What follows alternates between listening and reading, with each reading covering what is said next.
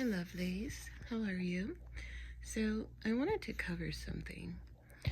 The other day I was in the movies and the trailers were showing, and the new SuperMan movie trailer came on the screen, and immediately it hit me.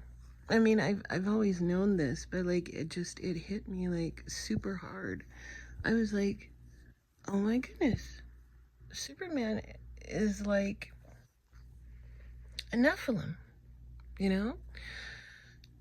Because in the writings it tells you that well, actually in the Bible, it tells you that the sons of the fallen angels, were like the great men of old, like the revered ones. And,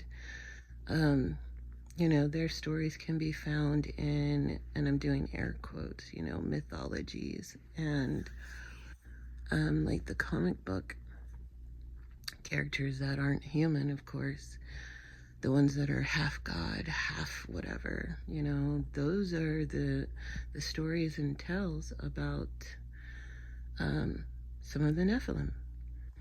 And it's funny because, like, I've been looking into Poseidon and his sons, and there are tales out there where, like, it's another name for Lucifer or Satan, and how, like in that story, it talks about, Poseidon came out of the water and made it with, earthly women, and then he had sons, and he put his sons over the kingdoms, or the pieces of Atlantis, and the names of his sons are very interesting because certain plots of land are named, from his son's name, like the Atlantic Ocean,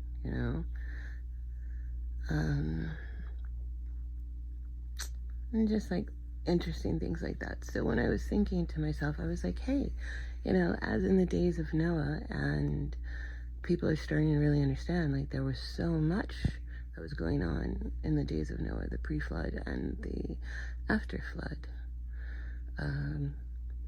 landscape. And, like, Noah lived for a very long time, in both parts. He lived for a very long time before the flood happened, and then he lived, a long time after the flood happened.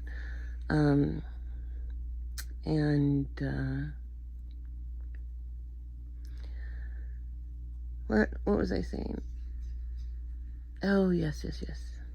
My bird outside is making noise. Like, I think they can hear me, and so they're like tapping on the window like, hey, and I'm just like, I don't want to talk to you this morning. No, I'm joking. I'll talk to them.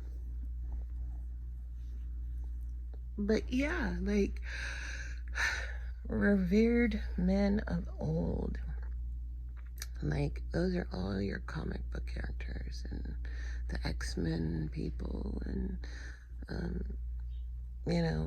the great myths of this one and that one, and oh, this one fought this dragon, and this one did this, and temples and places were erected to like worship them. And of course they felt like they deserved worship. Why? Because they were like, my father is a fallen angel. But of course, they were like, my father is a lowercase g God, and they took full advantage of that. And as God was so gracious to us, he showed us that there were many different kinds of Nephilim. Like, it's not just one kind. Some are giants, some are not. It just depends on the clan or tribe, or how you were modified, who your father was, in the rankings. And also, I was dreaming about thrones. What do you mean, thrones? Yes, thrones. Like, in the angelic order, you know, there's different orders and rankings of the angelics and thrones, you know. It's just very interesting how God has set everything up.